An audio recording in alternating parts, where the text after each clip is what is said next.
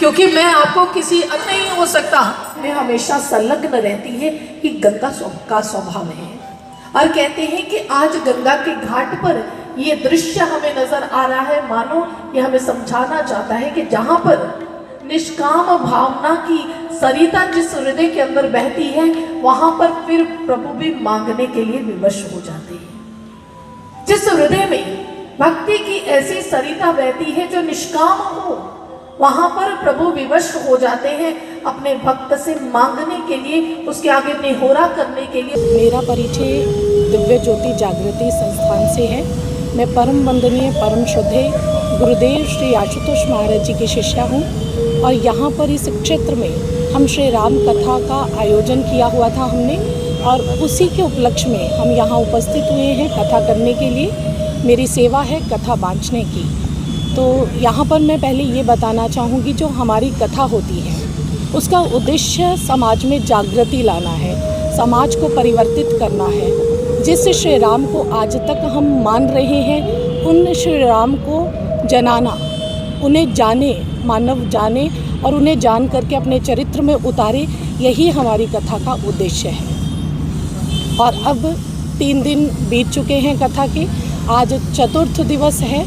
आज भक्त केवट के प्रसंग को प्रस्तुत किया जाएगा और भक्ति को कैसे प्राप्त करना है, इन विचारों को संगत के सम्मुख प्रस्तुत किया जाएगा।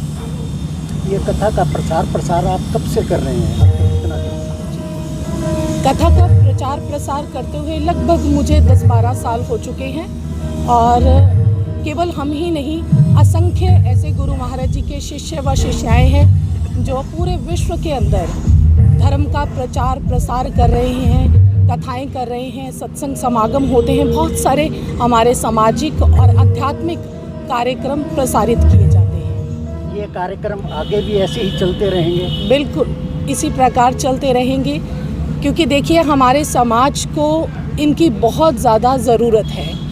समाज के अंदर जब तक जागृति नहीं आती, तब तक हमारे समाज का जो कल्याण है वो नहीं हो सकता, जो समाज है वो उत्थान की ओर नहीं बढ़ सकता। आम समाज को आप क्या संदेश देना चाहते हैं?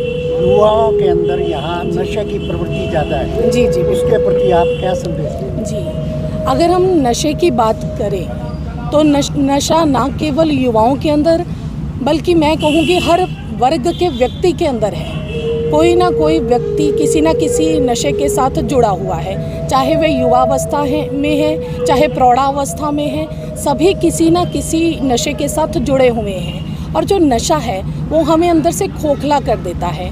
और परम वंदनीय परम श्रद्धेय गुरुदेव श्री आशुतोष महाराज जी का ये लक्ष्य है समाज को नशा मुक्त करना।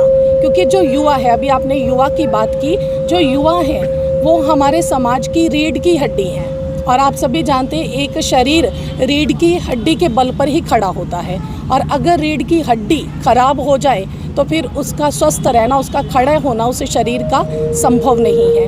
इसी प्रकार से ये यूथ है।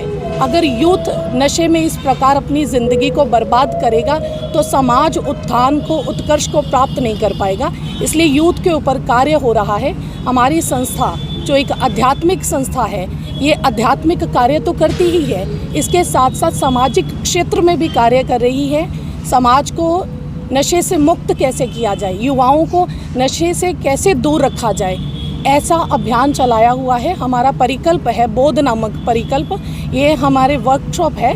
इसके अंदर युवाओं को जागृत किया जाता है और उन्हें नशे से रहित उनका जीवन बनाया जाता है। साध्वी जी, राम नाम सबको प्रिय है, जी, उनके मार्ग पर चलना कठिन है। जो आज का समय है, देखो सोशल मीडिया का समय है, नेगेटिव को जल्दी कैच किया जाता है, तो क्या मैसेज देना चाहते हैं और जो आपकी संस्था है वो कैसे कार्य करती है? जी, मैं यहाँ पर ये कहना चाहूँगी कि जब तक संदेश वैचारिक रूप तक होगा, केवल विचारों तक होगा, तब तक परिवर्तन हो ही नहीं सकता।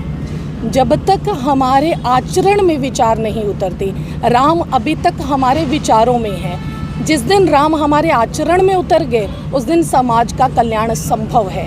इसलिए हमारा प्रयास है कि हम राम के चरित्र को जन जन तक पहुंचाएं, ताकि राम के चरित्र से सभी शिक्षा लेकर के अपना उत्थान व निर्माण कर सकें। जी।